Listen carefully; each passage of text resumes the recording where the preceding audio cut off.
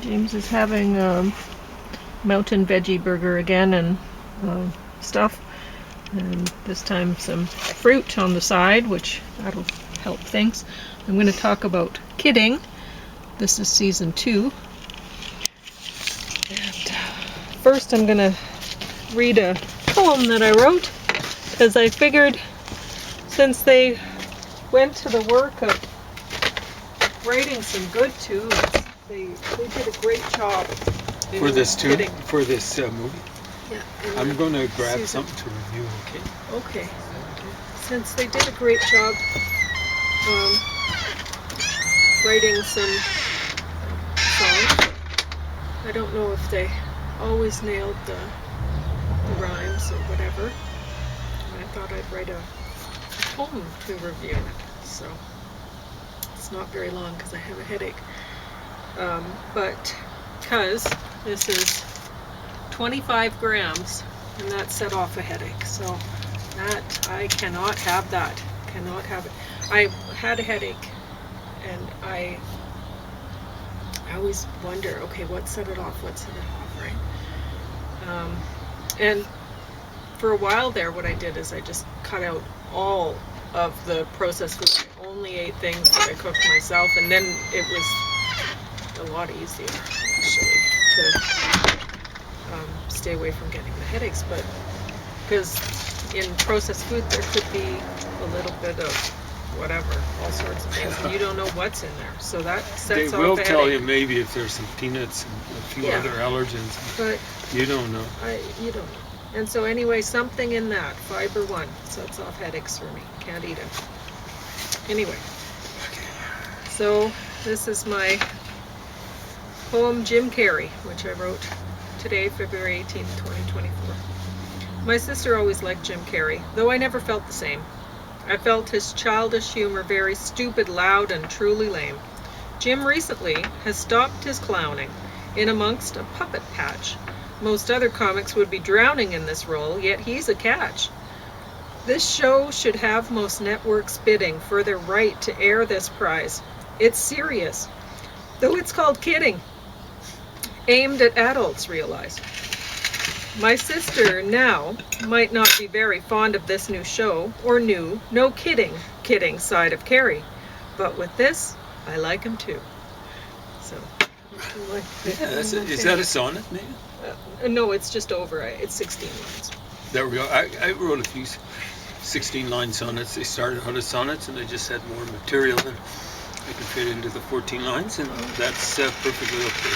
Oh. Got to do what you got to do. I just have a headache, so I didn't want to. I wanted to do the whole review in poetry form, but my head hurts so much. That hurt writing that. So that's not good.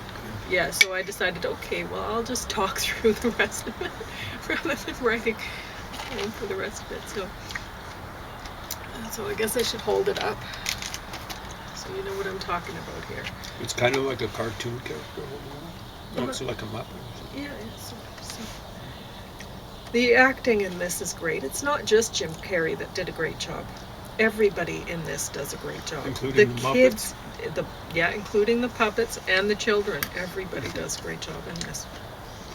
And it's kind of interesting. I wish I didn't have the headache. I might do a better job, but we'll see how I do. I've been reviewing all sorts of movies recently. Like I don't. Sometimes I'll do a set which I think are related or whatever, but it's been all over the place lately. So I'll have a review of a romance thing with a space sci-fi sort of thing, whatever, all sorts of things. This is everything rolled into one, and with some comedy and stuff like that, but honestly it's not really Jim Carrey that is doing the comedy. It's quite a serious role he's playing, although he's playing a children's show host. And there's certainly some dry comedy going around, in the background and whatever. You kind of like the straight man sometimes. But it's so awesome. I mean, this has the romance. There's scenes from when his relationship was working. Where did things go wrong? And there's this whole sci-fi aspect. There's his son that is very pretty. He has long hair, and he honestly looks like a girl. He's a beautiful boy. But eventually in the show, he cuts his hair to be like his dad. And that's really sweet. And anyway, so this season, I don't know, I watched the first season. You might have remembered me reviewing it years ago, I think. It was a while ago I saw that. And it was wonderful, and I loved it. But, I didn't love this any less. They did such a great job with season 2. You have the whole Jim Carrey's character, Mr. Pickles. He's wanting to move on. He's so filled with love that he has. There's some things in the show you're going, okay, well, there's the whole idea with, is he really gone? Because there's the one son died in a car accident, and the twin son, the one, is left behind, right? And alive. And so the son that died, his several of his organs were given to help other people, strangers that they don't know. And so the son that is left behind, he's at one point he was about to be abducted by somebody who was wearing a puppet mask, an oversized head like his father's, like Mr. Pickles' head. And so the young guy, he was just talking to the man. And at first the man was very violent. He was blaming the wife of Mr. Pickles for, I told you not all of them were great, right? That's okay. Yeah. It's not bad. But what's good on the melon is very good. It we got is them donated to us, and I'm thankful for whatever we get, honestly. And so the dangerous man, he's blaming the Mr. Pickles' wife for everything going wrong, for killing the son, and so the twin that's left behind, he says, well, he's not dead, His eyes are helping a little boy see. His this is helping, like his lungs are helping a woman who's running a marathon. She's training to run a marathon, and all of these he's listing off because he's found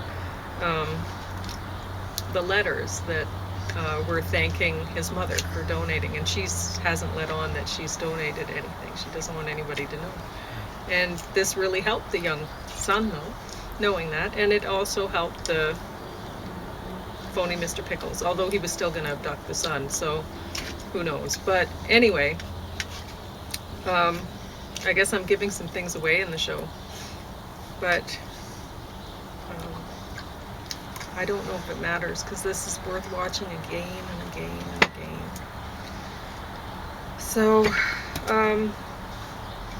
So I'm going to keep giving stuff away while I talk about this, because it's beautiful.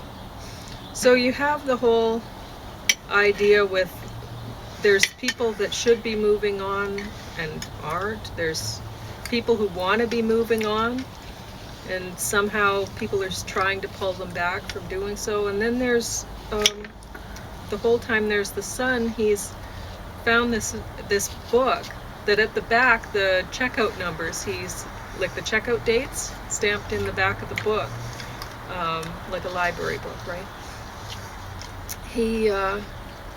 He's sure that the numbers mean something, and his friends who were stoned on pot tea were trying to help explain what this sequence of numbers that he had there in the back of the book with the date stamps were actually Fibonacci numbers. And so there's this book that he has, that the kid has, that is talking about this. And the fact that the dates are stamped in the back in that order, and it's actually Fibonacci sequence that is stamped in the back. It's interesting because the book is about there's one part about how to turn back time, and with Fibonacci numbers, and you just have to have the will to do so, to surround yourself with items from your past, and then turn back time, right? So there's that sci-fi aspect to the show. And this is the best sci-fi show that I've watched recently. This is the best romance show that I've watched recently. And it's the best comedy, and it's the best feel-good drama, whatever. This is everything. It does it all. It's awesome. Well, no horror. That would not be a problem. All you gotta do is watch the news afterward. Yeah, from other Plenty people, of not horror. from me. So it's beautiful, and once you get to the last episode in here, you kind of go, well, is time being turned back? It's how the whole season is presented. You know, it all fits, and it's beautiful. It's really beautiful the way it's done. So anyway, and then there's the romance, sort of weird thing with the turning back time and whatever, and losing time, not like once somebody has a stroke, and you have the scenes with the elderly care center where they're not present in real time, the people there, you know, so this is about time. And it's beautiful. It's absolutely beautiful. So I guess James has something to review, so I'll let him have some time to do that. Not so beautiful. It's supposed to be one of the Chinese classics. Okay. When you never hear about it, it's part of the Tao or Tao. You want to mispronounce it.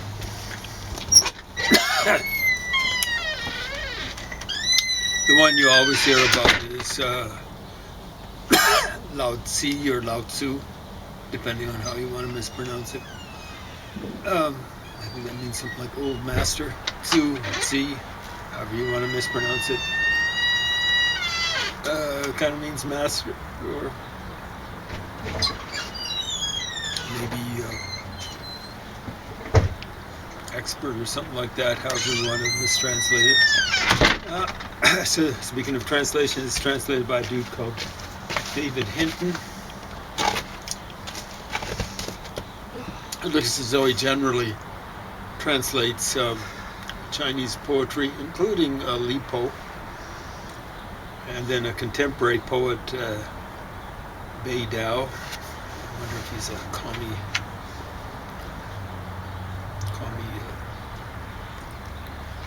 favorite or something like that. The commies in Russia were awful when it came to favoring people who favored them, and kind of not treating very nicely people like Boris Pasternak, who wasn't terribly thrilled with the regime, and Alexander Solzhenitsyn, who apparently was even less thrilled. Well, apparently all you got to do is read Gulag Archipelago, or Gulag Archipelago, I think is more how you'd say it in the original Russian. And so Chuang Tzu is, I believe he came after Lao Tzu. Of course, there's some controversy as to whether Lao Tzu actually was a person who existed.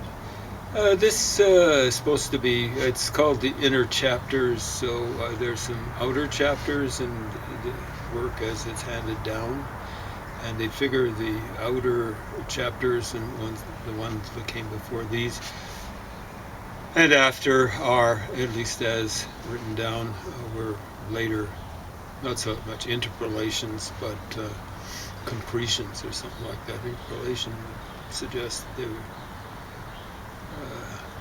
put in between things.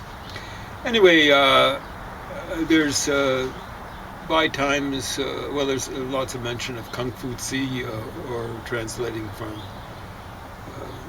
Kung Fu Tzu maybe into Latin. That's Confucius. And he's a character in here. There's a lot of characters that I figure just made up characters, and that's supposed to be profound. I'm going, oh, come on.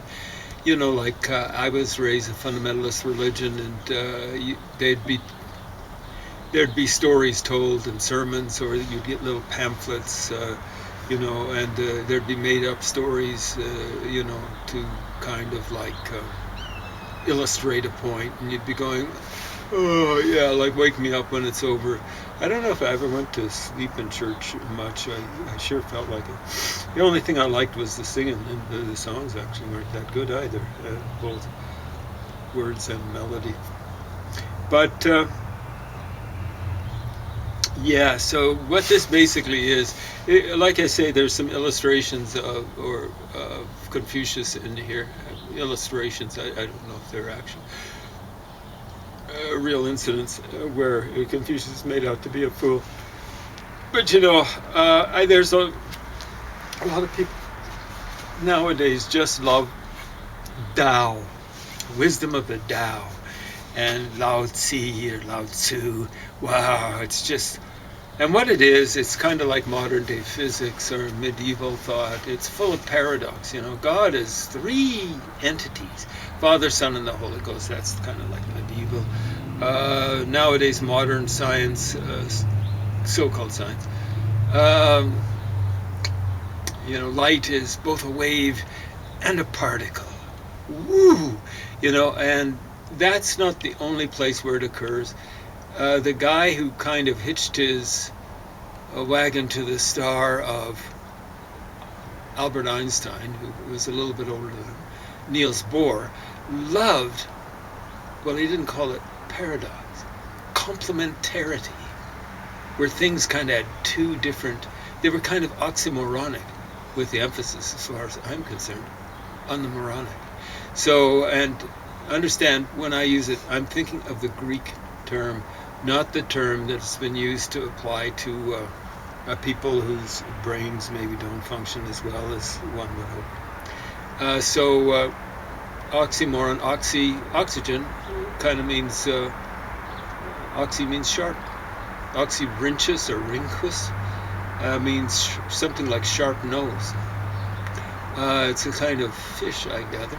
There was a place in Egypt that was called that by the Greeks after they invaded there very successfully under Alexander the Great and set up a dynasty that might have lasted something like 250 years. Didn't end until Cleopatra the 6th or 7th or whatever number she was. But so oxy means sharp, and moron just means dull. So yeah, when I talk about something being moronic, I'm just talking about it being dull. I'm, you know, like, so Niels Bohr was dull. Even when he played soccer, he played for the Danish national soccer team. Yeah, you know, like some crazy coach up in Calgary, after I played 4 years of soccer, picked me for the all-star team for the southern half of Alberta. Or so I was told. Maybe it was a joke, but I don't think so. But at any rate, you know, that was representing maybe 1.5 million people or something like that. What would Denmark's population be back when Niels Bohr was a young pup? 2 million? 3 million?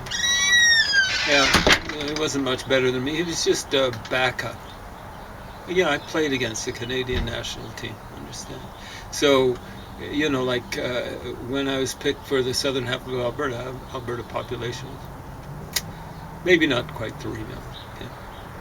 Now the level of soccer would be considerably higher in Denmark back then, or even now, than in Alberta, especially back then. But, well, it wasn't that much better, and he was only a backup goaltender. And his brother, what was it, Harold Bohr or something like that, played on the same soccer team, only apparently he was a starter. He was a mathematician, and apparently something like at least borderline world class. And what Harold Bohr said about Niels Bohr is he's not the greatest goaltender. He comes out too slowly. You know, you got to cut the angles. Doesn't matter if it's hockey or soccer or probably water polo, whatever. Lacrosse. Cut the angles. And he was, I guess, too slow or too dull. I'm not sure what his problem was. Anyway, poor Niels Bohr.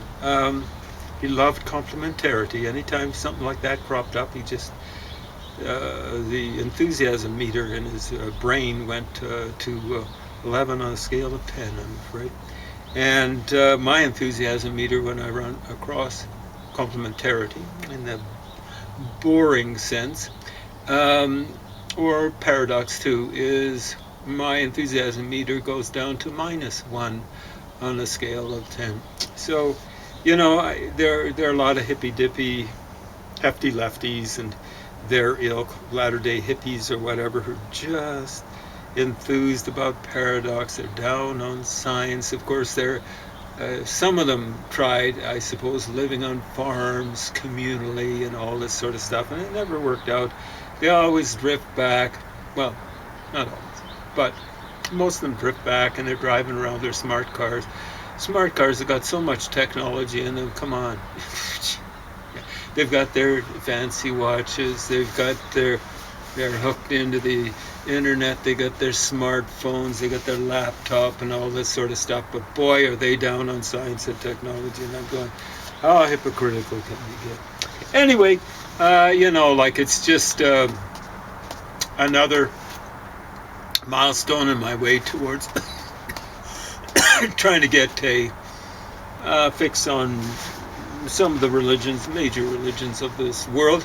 Another thing that I'll be reviewing, maybe tomorrow, tune in next time, is psalms and hymns. And they did make a distinction, and apparently still do, of the Doukhobors in Canada. So Doukhobor, interesting, I guess you'd call them Christian religion, but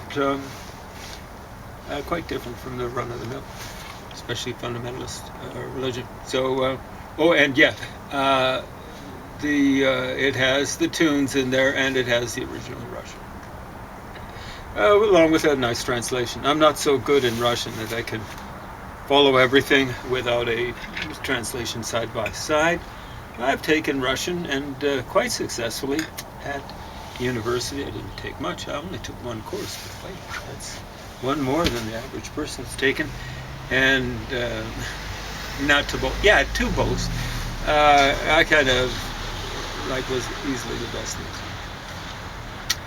So, of course, I had a background in it, you know, like I've translated Russian poetry, and not with terrible distinction, I don't think. Pushkin, Bulat Akajava, I think I did a couple. Yeah, he's kind of like Russia's Bob Dylan in the 60s.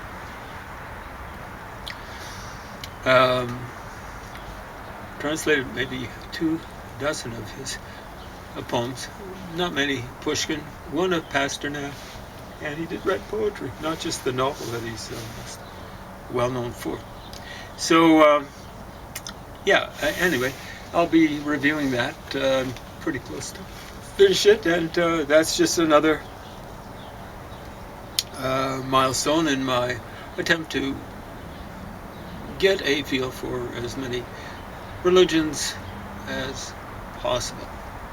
I mean, you can't take into account all of them. I mean, they mentioned, I think they're Molochites and something like the Sons of Israel or whatever in this book on the Doukhobor Psalms and Hymns. And I don't know if I'll ever run across any material on this Doukhobor thing was put up by the government of Canada, and I would have got it very much secondhand. It's well preserved. It's a nice addition. It would really take a licking and keep on ticking. Anyway, that's all for now. Tune in next time, like I said, because it gets interesting, at least for me.